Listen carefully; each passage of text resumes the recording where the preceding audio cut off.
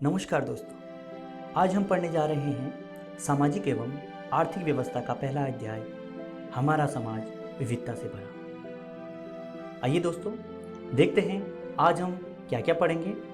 दोस्तों, आज हम अपने आसपास का सामाजिक जीवन देखेंगे, जिसमें बहुरंगी विविधता वाला हमारा देश भारत में भौगोलिक विविधता और धार्मिक तथा सांस्कृतिक के साथ साथ सामाजिक विविधता के बारे में भी हम चर्चा करेंगे।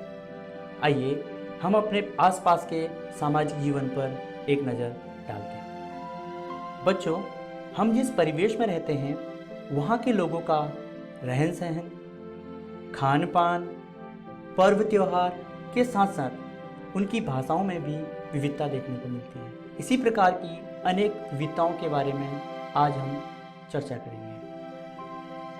बच्चों, हम जिस परिवार में रहते हैं वह परिवार ही समाज की पहली इकाई होती है, जहाँ से हमें अच्छी आदतें, अच्छा व्यवहार और संस्कार प्राप्त होते हैं।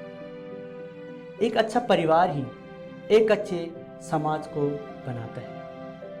बच्चों, परिवार के अलावा हमारा विद्यालय भी एक अच्छे समाज को बनाने में अपनी महत्वपूर्ण भूमिका निभाता है, जहाँ सभी धर्मों के, जातियों के और विभिन्न परिवेशों से बच्चे पढ़ने आते हैं।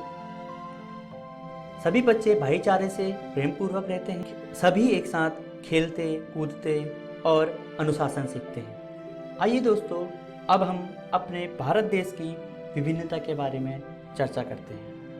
बच्चों, हमारा देश 15 अगस्त 1947 को आज़ाद हुआ और विश्व में आबादी के मामले में दूसरा सबसे बड़ा देश हमारे देश को कहा जाता है। हमारे देश में इतनी विविधता होने के बावजूद भी सभी लोग मिलजुल कर रहते हैं। अनेकता में एकता ही भारत की प्रमुख विशेषता है। अब हम भारत में विविधता के प्रमुख प्रकारों के बारे में अध्ययन करेंगे, जिसमें सबसे पहले हम भौगोलिक विविधता के बारे में जानते हैं। बच्चों, भारत का क्षेत्रफल 32,87,263 वर्ग किलोमीटर है। भारत की उत्तरी सीमा में हिमालय पर्वत है, दक्षिण में हिंद महासागर है, पूर्व में बंगाल की खाड़ी है तथा पश्चिम में अरब सागर है। बच्चों, हिमालय से सटे जो भी इलाके हैं वहाँ पर बहुत ज़्यादा ठंड देखने को मिलती है।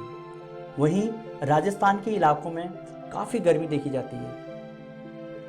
एक और मेघालय बारिश के मामले में विश्व में सबसे अधिक वर्षा वाला क्षेत्र है, तो दूसरी ओर राजस्थान में बहुत सूखा देखा जाता है।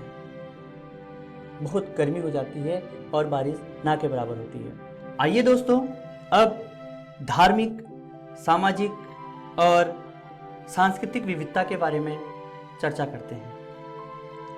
बच्चों, दुनिया के 4 प्रमुख धर्मों का उद्भव भारत में माना जाता है, जिसमें हिंदू, सिख, जैन तथा बौद्ध धर्म प्रमुख हैं।